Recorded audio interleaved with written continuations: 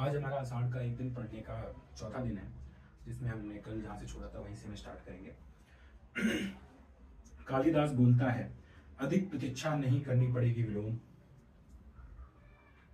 विलोम को देखकर मल्लिका की आंखों में क्रोध और वितृष्णा का भाव उमड़ आता है। वह झरोखे की ओर चली जाती है। कालिदास विलोम के पास आ जाता है। मैं जानता हूं कि तुम कहाँ, किस समय और क्यों मेरे साक्षात्कार के लिए उत्सुक होते हो। कहो, आजकल किस नए छंद का अभ्यास कर रहे हो। विलोम बोलता है, छंदों का अभ्यास मेरी वृत्ति नहीं है।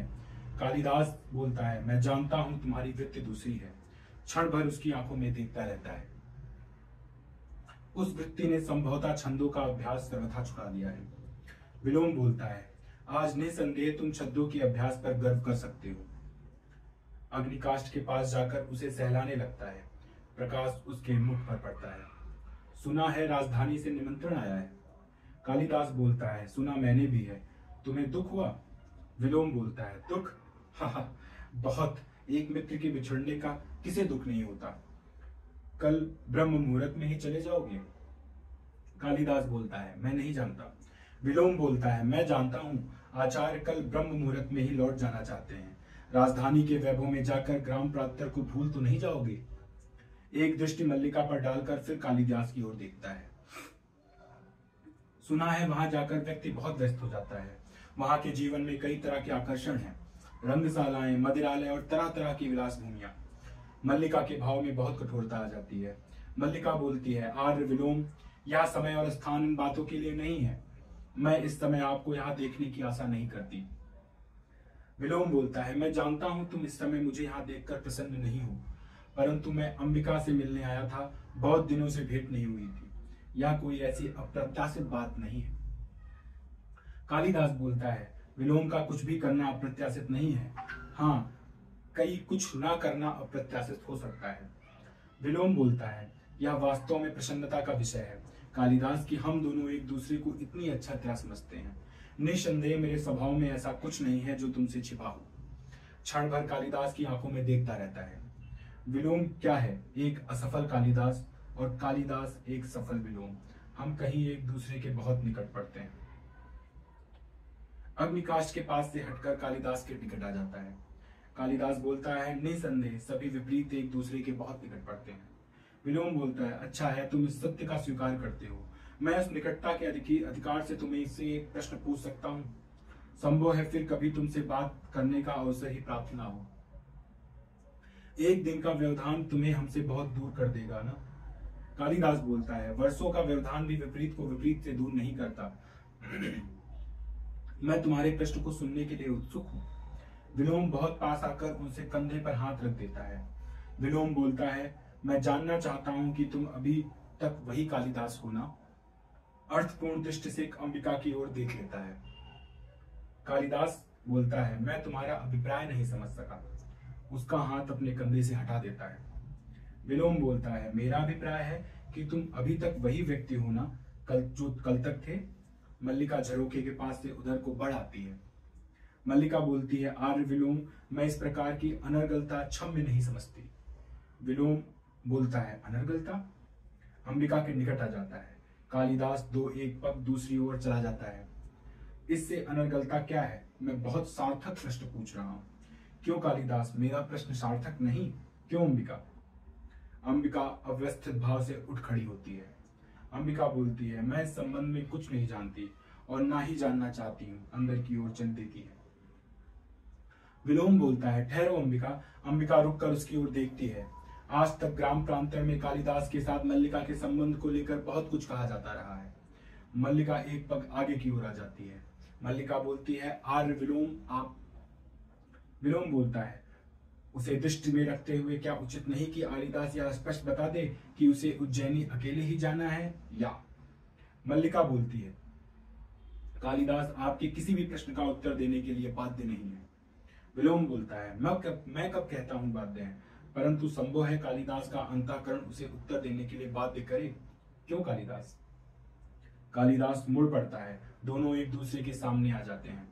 कालिदास बोलता है, मैं तुम्हारी प्रशंसा करने के लिए अवश्य बाध्य हूं। तुम दूसरों के घर में ही नहीं, दूसरों के जीवन में ही अनधिकार प्रवेश कर जाते हो। विलोम बोलता है, अनधिकार प्रवेश? मैं? क्यों अंबिका, तुम्हें कालिदास की यह बात कहाँ तक संगत प्रतीत होती है? मैं विलोम दूसरों के जीवन में अनधिकार प्रवेश कर जाता हूँ? अंबिका बोलती है, मैं कह चुकी हूँ, मुझे इस संबंध में कुछ भी नहीं कहना है। अंदर चली जाती है। विलोम बोलता है, बस चल ही दी। अच्छा कालिदास, तुम ही बताओ, तुम्हें अपनी यह बात कहाँ तक संगत प्रतीत होती है? मैंने किसी के जीवन में अनधिकार प्रवेश किया है? चलो ग्राम प्रांतर में चलकर किसी से भी पूछ लें। विदग्ध दृष्टि से उसे देखता है, फिर अग्निपाश के पास जाकर उसे आधार से हाथ में ले लेता है।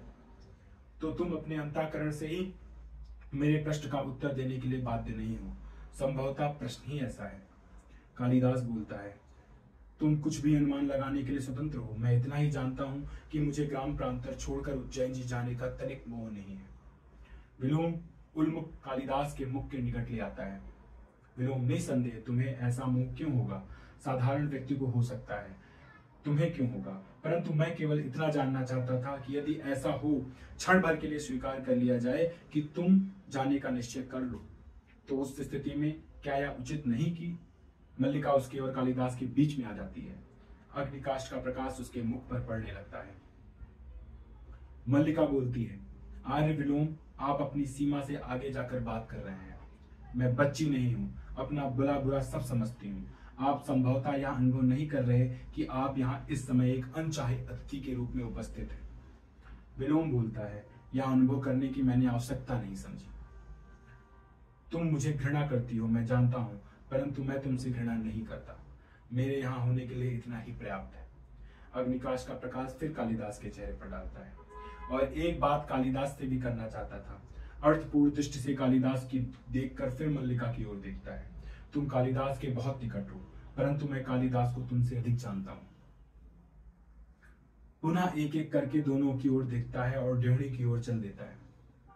ड्योढ़ी के पास से मुड़कर फिर कालिदास की ओर देखता है। तुम्हारी यात्रा शुभ हो कालिदास, तुम जानते हो विलोम तुम्हारा ही शुभचिंतक है। कालिदास बोलता है, यह मुझसे अधिक कौन जान सकता है। विलोम के कंठ से तिरस्कारपूर्ण स्वर निकलता है और वह मल्लिका की ओर देखता है। विलोम बोलता है, अनचाहा अतिथि संभवतः फिर भी कभी आ पहुंचे, तब के लिए क्षमा चाहते हुए व्यंग के साथ मुस्कुराकर चला जाता है। कालिदास क्षण भर मल्लिका की ओर देखता है, फिर झरोखे के पास चला जाता है। मल्लिका फिर उदास हो गए।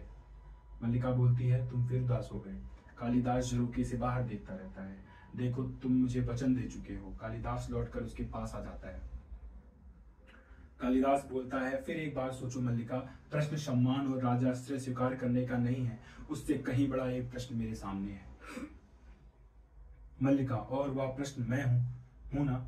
उसे बाहों से पकड़कर आसन पर बिठा देती है। यहाँ बैठो, तुम मुझे जानते हो ना? कालिदास उसकी ओर देखता रहता है। तुम समझते हो कि तुम इस अवसर को ठुकरा कर यहाँ रह जाओगे तो तुम मुझे सुख होगा।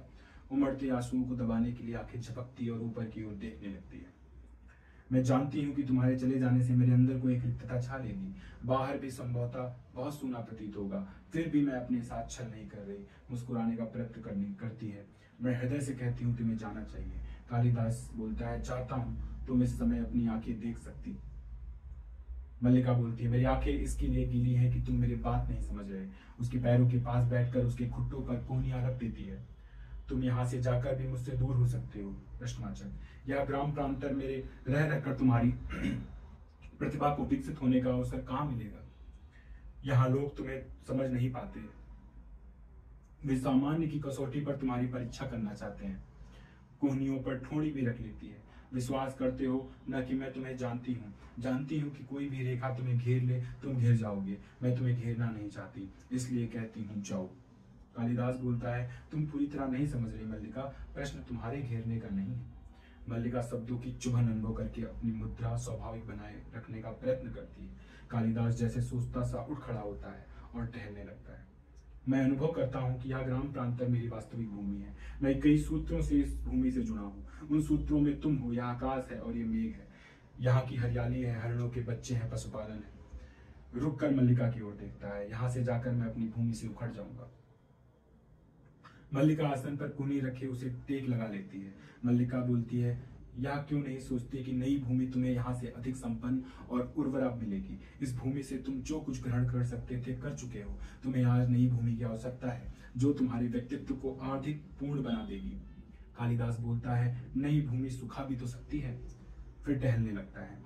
मल्लिका बोलती है, कोई भूमि ऐसी नहीं जिसके अंतर में कोमलता ना हो। तुम्हारी प्रतिभा उस कोमलता का स्पर्श अवश्य पालेगी।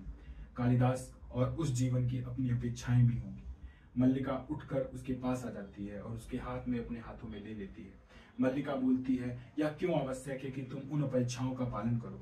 तुम दूसरों के लिए नई अपेक्षाओं की सृष्टि कर सकते हो कालिदास। फिर भी कई कई आशंकाएं उठती हैं। मुझे हृदय में उत्साह का अनुभव नहीं होता। मल्लिका बोलती है, मेरी ओर देखो। कालिदास कुछ क्षण उसकी आंखों में देखता रहता है। अब भी उत्साह का अनुभव नहीं होता। विश्वास करो, तुम यहाँ से जाकर भी यहाँ से अलग नहीं होगे। यहाँ की वायु, यहाँ के मेघ, यहाँ के हरिण, इन सबको तुम साथ ले जाओगे और मैं भी तुमसे दूर नहीं होंगी। जब भी तुम्हारे निकट होना चाहूंगी, पर्वत शिखर पर चली जाऊंगी। उड़कर आते मेघों में घिरा जाया करूंगी। बिजली कौनती है और मेघ गर्जन सुनाई देता है। कालिदास उसके हाथ पकड़े रखता है। मल्लिका पल के झपक कर अपने आंसू सुखाती है। लगता है फिर वर्षा होगी। यूं भी तो अंधेरा हो गया है। आचार्य तुम्हारी प्रतीक्षा कर रहे होंगे। कालिदास, मुझे जाने के लिए कह रही हो? मल्लिका बोलती, हाँ, देखना मैं तुम्हारे पीछे प्रसन्न रहूंगी, बहुत घूमूंगी और हर संध्या को जगदम्बा के मंदिर में सूर्यास्त देखने जाया करूंगी। कालिदास बोलती है, इसका अर्थ है तुमसे विदा ले लूं? मल्लिका बोलती है, नहीं, विदा तुम्हें नहीं दूंगी। जा रहे हो इसलिए केवल प्रार्थना करूंगी कि तुम्हारा पथ प्रशस्त हो। उसके हाथ जोड़ देती है। जाओ।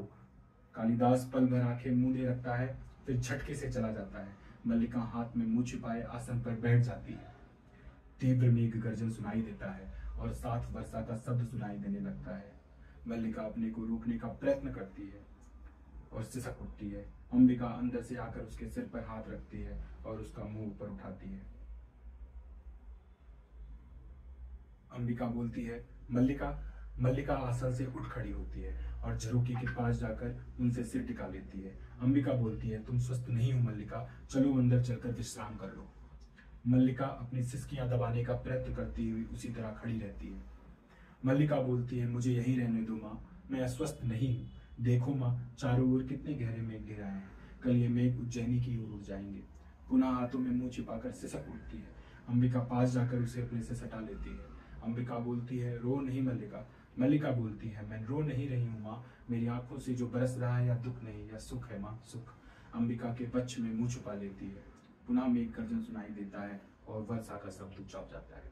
इसी के साथ जो इस नाटक का अंग 1 है वो समाप्त होता है।